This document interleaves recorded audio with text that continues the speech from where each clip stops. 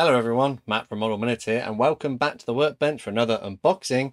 This week it's the Airfix Club limited edition D-Day Duo in 1/72nd scale. So join me as I get stuck into this box and see what this product is like.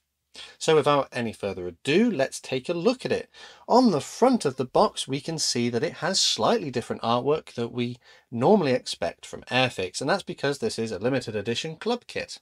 In those particular cases, I don't think they commission artwork as they would do with typical kits. However, they have the two paint schemes that are included in our kit. This year we had two kits. So Airfix Club 2024, this is the kit from the 2024 release. We have two kits to commemorate D-Day. We have a Hawker Typhoon Mark 1B and a Supermarine Spitfire PR.19, both of which feature the D-Day stripes, as you can see here.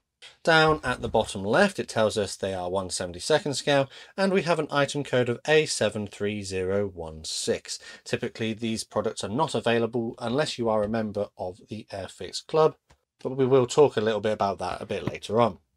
On the edge of the box here we do have a little bit of extra information in different languages. We do have a Cartograph logo, which indicates the transfers included will be from Cartograph of Italy, and they should be absolutely fantastic. And we do have some tooling information. So the Spitfire says here that it was tooled in 2009 and the Typhoon from 2013. Naturally, of course, the copyright date is from 2023, which was last year, because that was the time in which this one would have been designed and ready for release. On the other side of the box, we've got our paint schemes again, but we do have some dimensions of the aircraft when they're complete. The Typhoon is 134mm long, 174 in width, and it has 74 pieces. So this is the more complex of the two products, because this one, the Spitfire, only features 44 pieces. So that's a considerable reduction in the number of parts. It's almost half. The length of this one is 138mm and the width is 156. We do have Humbrol paint colour callouts, as is quite typical for Airfix kits, and it indicates that this is a skill level 1. I would probably not 100% agree with that. I think that the painting on the Typhoon is a little bit more complicated. I would be tempted to say overall as a pair, maybe they should push it up to a skill level 2. I haven't built the Spitfire, but I believe due to the low count number that it will be fairly simple. It probably is worth noticing here that on the box we don't have any flying hour tokens. Airfix kits typically have a flying hour token on the side of the box, which if you are a member of the club you can cut out and keep them and then send them in to redeem against more products. However, a club kit does not feature flying hours for club members, which is a bit of a disappointment, but it is a decision that naturally Airfix have decided to make. On the thin edges we have the same as was on the front and nothing extra. On the rear of the box we just have a sort of product manufacture code. Mine has suffered a bit of a scuff there, but it's nothing that's going to affect the inside of the box. And speaking of the inside of the box, let's get this one open. And there we go. So let's take a look at the instructions first. And as usual, printed in a sort of A4 little booklet, we have information about the actual aircraft at the top and some stats, and then some little hints and tips down the bottom. Both aircraft are featured in these instructions. Here's our key to the symbols. And the first one that we look at is the Hawker Typhoon. And I have already built a Hawker Typhoon. I found it to be a particularly good model, to be honest. Even though the tooling is over 10 years old now, I found it to be quite a good model to build. And I do particularly like the fact that it comes with various options, which we'll talk about imminently. So we start off by assembling our internal cockpit details. There aren't that many, but it's relatively straightforward to assemble. We have detail on the inside of our cockpit walls. We have the option to display our tail wheel in a raised or lowered configuration. We can have more details added, air intakes and control columns. We install that into the aircraft, and then we have our pilot figure, which is labelled up quite clearly with the different colours that they suggest you use for him. He can be glued in or not if you don't want to. We do have this little air intake flap, which can be in an open or closed position. Our engine exhausts can go on here. I'd probably wait until the end and add them at that point. we have our tail surfaces being added, and then when we get to this step here, number 10, we do have the option of drilling out holes for different armament if we want to do so. These holes are marked on the inside of one of the wings, or the lower wing component, and you can drill them out depending on whether you want bombs, which is B, or R, which is rockets. So we need to decide which one we want to do, and a 0.8mm drill bit should be used for that. We also have a clear part which needs to be glued in as well at this step. Moving on, we can glue in our guns inside the wings, and we have the option to display the gun bays open if we would like to do so, because they have featured those details. This was one of my favourite features of the kit when I built it a number of years ago. However, it does require modification by actually cutting out the panel and then using a different panel which is included to represent it in the open position. But that's a great feature and I really like it. But for that reason, I would say that this isn't a skill level 1. It is a little bit more complex if you want to do it with those particular features, as it does require cutting and removing parts. We move on down, we do have the option to display our landing gear in a lowered or raised configuration, and I believe when I built this previously I did it in the lowered configuration, but I did use these as paint masks, so that's quite handy to have. Moving on across, we now come to our steps where we can either install our rocket rails or bomb mounts depending on what we chose, and again we have the subsequent items for those if we want to include them. Naturally, you could build this in a clean configuration without either. After this, we can assemble our propeller, and the propeller assembly doesn't have to be glued in at any previous point, which is really handy. It's a discrete entity and it can be glued in right at the end, which makes painting it so much easier. And then finally, our cockpit comes as 2 parts, and we can position it either in an open or closed position. And I really like this kit because it just gives you so many options. It is such great value for money. And then we come on down to our painting instructions, which are printed in full color, which is what we like to see. And you can see on here we have a lot of information, and we're using upper green and grey color with a light grey underneath. And we also have our decals for our stripes. So if you don't want to paint your stripes, they are provided as transfers.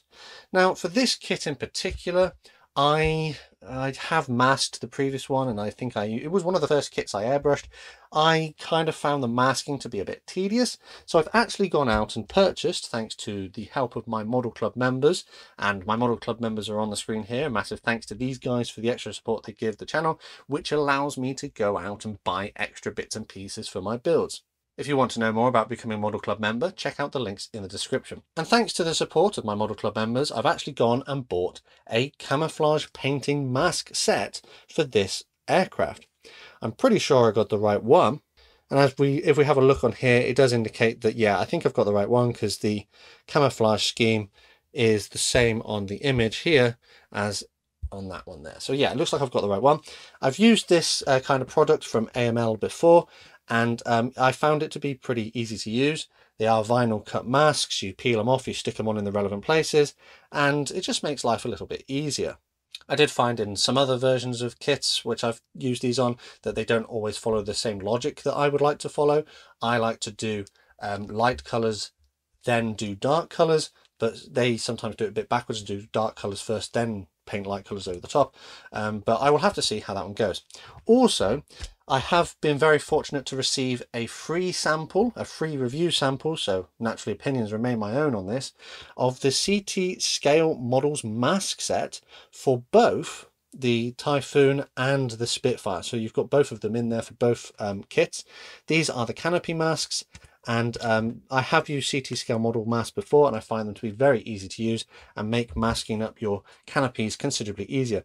Not only that, but they do usually include other mask parts as well, not just for the canopy, but for things like the wheels and air intakes and other bits and pieces like that, along with historical notes in there. So thanks so much for CT Scale Models for sending out that review sample, which I'm looking forward to getting stuck into in this kit. But yeah, so that's the Typhoon talked about. You only get one paint scheme because that's all that's offered in the kit. We now move on to the Spitfire. The Spitfire is a little bit more simple. We start off with our pilot Interestingly, the pilot in this one comes with separate arms, which is something we don't normally see in 1/72 scale. But it does help, I suppose, if you are installing him to get his hands in the right place on the controls. We install our various cockpit components, and you will probably draw comparisons to the fact it looks very similar to the Spitfire Mark 1 kit, which is a sort of pillar of their range. And this does date tooling wise from around the same period, so it's natural that they would have shared sort of design ideas with that one. The propeller assembly is constructed here, but as it's an older kit, it does feature the older method of assembling the propeller, and that is to sandwich it between the two fuselage halves. So it is already looking like an older style of kit. So at this point we sandwich our cockpit assembly, our bulkhead, our propeller. I probably won't bother with having it freely rotate, I'll probably just glue it in at the end. And we also have a clear part here for our photo reconnaissance camera, which was in the fuselage. Carrying on, we have our upper and lower wing components which need to be glued together, but we also have another clear component for another camera which would have gone on the bottom of the aircraft. After this, we install our tail surfaces, our canopy, and again, older tooling, a lot more simple. This canopy only appears to have a closed option. We add our fuselage to our wings and install our engine exhausts. And I think the only thing left is landing gear. So we move on to our landing gear, and again, a very simple affair. It comes as two parts. The wheels get glued onto the legs, which are already molded onto the doors. And we also have an air intake which needs to be assembled here. And in the final step, we just bring everything together. So we have our two air intakes under the wings, which get glued onto their sort of mounting points. We have this chin air intake, which we've just assembled, which gets glued into its slot here. We have a pitot tube, which gets glued in, and we also can glue in our landing gear in a lowered configuration. It does look as though the tail wheel has 3 different parts to represent it in a lowered position, but there is also a part provided for a raised position. It is worth noting that the raised landing gear option is not mentioned in the kit, which is actually ironic because the 2024 tooling of their new Mustang is the other way round. It has the option to have the main landing gear raised but not the tail wheels, so I just find that a bit ironic. The difference of 20 years or so. Anyway, here we have the paint scheme, and the paint scheme, as you can probably tell, is very simple. It's blue all over with a little bit of silver and black, and then everything else is a decal. As mentioned, I do have the canopy masks for this one, which will make masking it so much easier, but this one naturally is so much more easy to assemble than the Typhoon we looked at previously. And with that, let us now look at the transfers. And here they are. They come on a relatively large sheet, but they're both featured on here. At the top, we've got our Typhoon, and at the bottom, we've got our Spitfire. It does say that there are common transfers, but I don't believe that to be the case. I think that may be like left over from something else, because this all appears to be for the Typhoon, and all the Spitfire stuff is down here.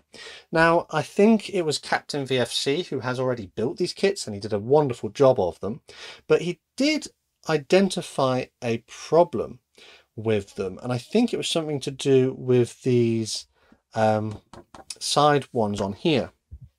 So if we look on our box artwork, that's probably the best place to look, you'll notice that the side of the aircraft has a cutout for the photo reconnaissance camera, which sticks out the fuselage there. Well, it doesn't stick out, but it points out at the fuselage. On this one, you'll notice that they have cutouts for the lower underneath on the belly, because remember there was a belly camera as well, but there's no marks here for your fuselage one. So that's an oversight. You're going to have to end up cutting that, and I think that's what he did. You'll notice we have the little cut out for our side codes, which are just here and here, so that will have to be sort of, the cutouts are like here and here maybe, but they're not represented in the kit, which is a bit of a shame and a bit of an oversight. So this photo camera bit is gonna have to be cut out, or alternatively mask it and paint it, which again pushes up the difficulty level, and it goes from being a very simple kit to being a little bit more complicated. Other than that issue though, I don't think there's anything else particularly of note that I can tell without having built it. The transfers are to the normal standard from Cartograph. They are beautifully represented. There's no scuffs or cracks. The registration is good, and the legibility of the text, the small little ones here, is pretty good as well. So yeah, bit disappointing that they didn't, or they missed that small issue there, which will result in a bit more work. But on the whole, transfers look okay. Let us now look at the plastic parts.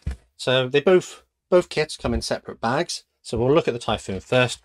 And I think I did a Typhoon unboxing some time ago. So I'm not going to go absolutely nuts with this one. I'm just going to run through what we get. So we have, in its own little separate bag down here, our clear parts. And in here we get our front canopy or windscreen, the main canopy bubble, and a clear part for our light. And they are molded to a good quality, crystal clear. I can't see any scratches or blemishes, and if there is any flash, it's absolutely minimal. There's like a tiny little bit here, but yeah, on the whole, very nice looking clear parts. And then we are met with 1, 2, 3, 4. We've got 4 frames or 4 sprues of plastic parts molded in the dark grey, as is typical from the products coming out of India. The mold quality at a glance looks pretty good, so we'll have a look. The plastic does feel greasy. That will probably benefit from a wash. This is one of the greasier kits, or yeah, I can feel it on my fingers. This is gonna need a wash. It's like, so when they mold it, if you don't know, they add a little bit of mold release to the tooling to stop them from sticking. A bit like when you cook pancakes, you want a bit of oil in there to lubricate it so it doesn't stick to the pan. It's the same kind of thing. So this does feel a little bit more greasy than kits normally, so that can prevent paint and glue from sticking, so they may need a wash. But as you can see on this one, we've got our lower wing surfaces, and they feature a few little rivet details, but mostly recessed panel lines, but the details are pretty good. And we have our rockets, wheels, and other small components. On the inside here, you can see those markations for the holes for your bombs or rockets, depending on what you want it to do. It is also worth noting that you have 2 little markations here for the old style, or the old style display stands, which I don't think Airfix make anymore because they don't make any reference to it. But there were 2 little holes here which you used to drill out, and then you would position your display stand underneath them. But I don't know what's happening with those stands anymore, and they just seem to have vanished from the earth. So if you wanted to display this in a flying pose with a display stand, sadly no stand is included, so that would have to be something you'd have to sort out yourself. I do quite like that the chair has some sort of textured detail on it as well. That's really nice. And we can now look at the next sprue, and this is sprue B, and it literally says sprue B on it. This has one of our fuselage halves. I like that you can see the representation of the strengthening sort of parts which have been added onto the fuselage there, as was typical of this aircraft. Our prop, our bombs, landing gear components, and our lower floor for our cockpit, but also it's our landing gear bays, which are very nicely detailed in this scale. Inside the cockpit we have some details as well. And then on the next sprue we have our tail surfaces, raised landing gear doors which could be used as masks if you wanted to. We have our rails for our rockets and our upper wings, and our upper wings, as mentioned, do have an area here marked out which will require cutting. I think I did it the other way. I think I followed the panel lines here, but you can cut them out if you want to do so. And again, details, a few little rivet details in a few places, but generally we're looking at recessed panel lines and raised details as appropriate. Again, flash, not really anything of note on that. And then our last sprue, we have our other fuselage half, other small details including the spinner. We have the standard pilot, which was typical of this time, with his big slot in the back. Fuselage inside, cockpit has some details.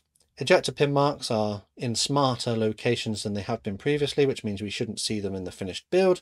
We have our cannon and bays, so you can see the representation of the internal mechanism and also the belts feeding the guns. And then we also have our panels, which are the representation of them being opened and folded over if you want to display the aircraft like that. I may not do that with this kit because I have done that previously on the earlier version that I built. But generally, the Typhoon looks to be a very nice looking kit. Not much in the way of flash. Details are well represented. Couldn't see any molding defects. However, there is a slight bit here. You can see where it's been pulled out of the mold. This little white bit is where the plastic has bent slightly, but hopefully that won't affect the build of the kit. But generally speaking, the Typhoon is a very nice kit from Airfix. This, of course, brings us onto the Spitfire, which is going to be a slightly different affair to the Typhoon. And as you can see already, we have less parts straight off the bat. Clear parts again come in their own little bags. Let's get those out.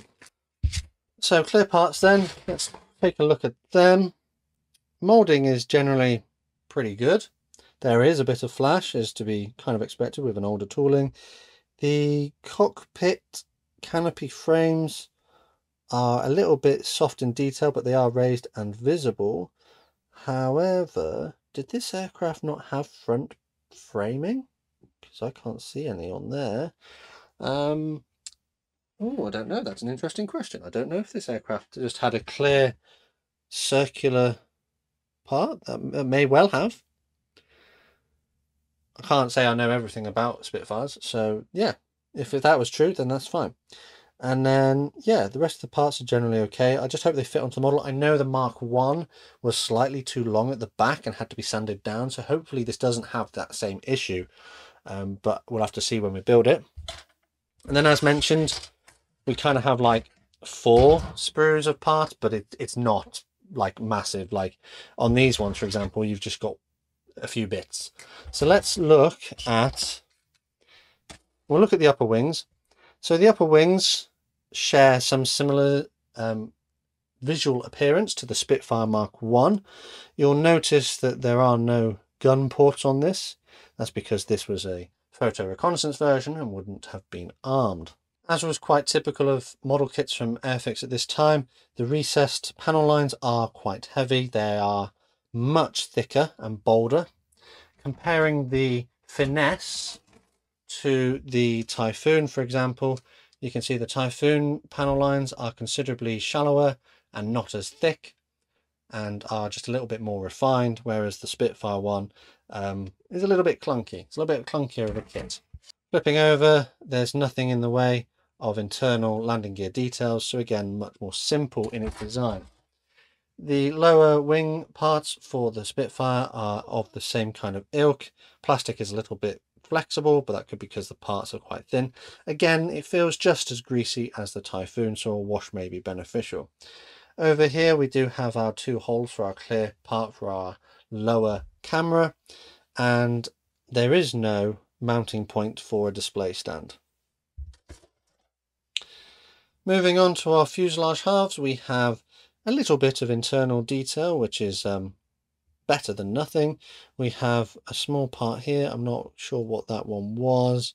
It may be a blanking plate for this if you're not doing the same version that we're doing with the clear parts, so that's possibly what that's for.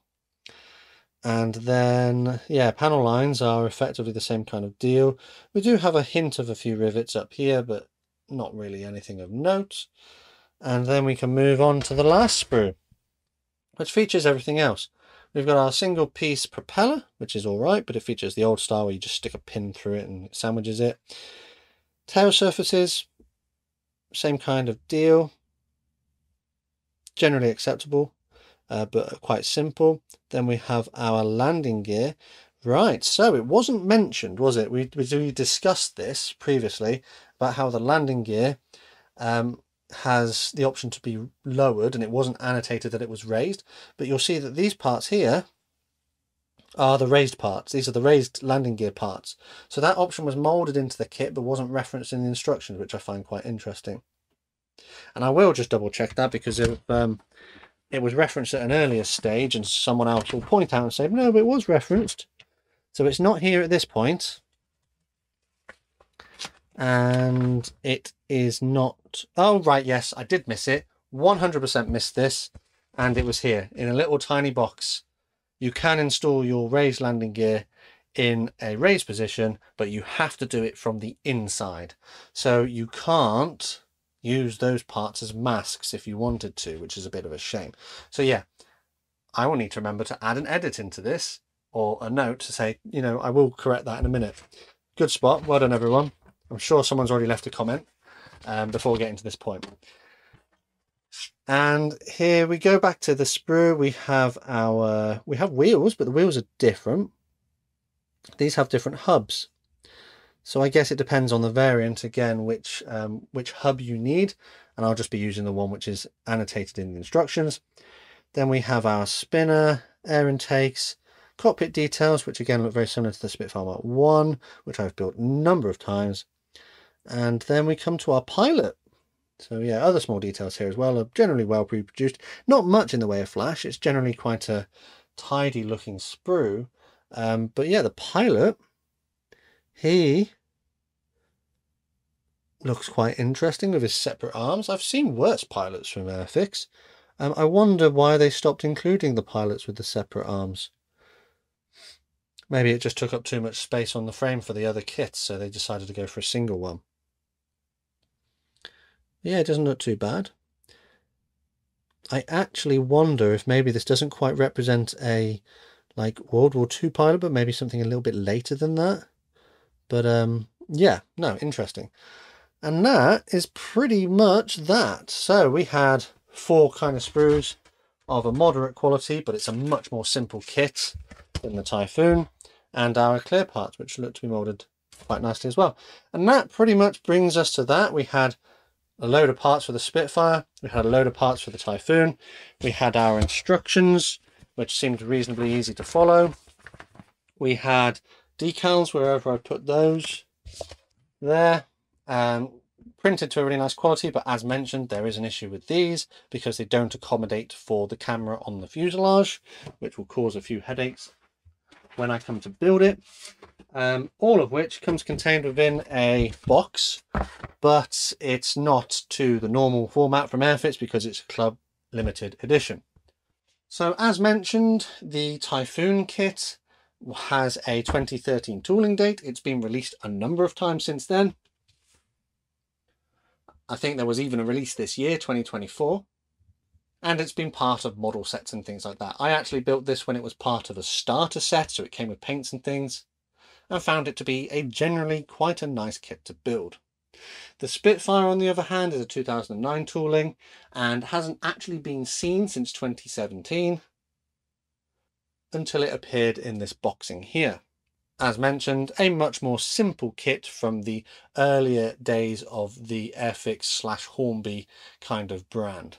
But it's almost like seeing how far they've come. Even in a few short years between the Spitfire and the Typhoon, you can see a massive improvement, and naturally there is an improvement from the Typhoon to what we can see them manufacture today.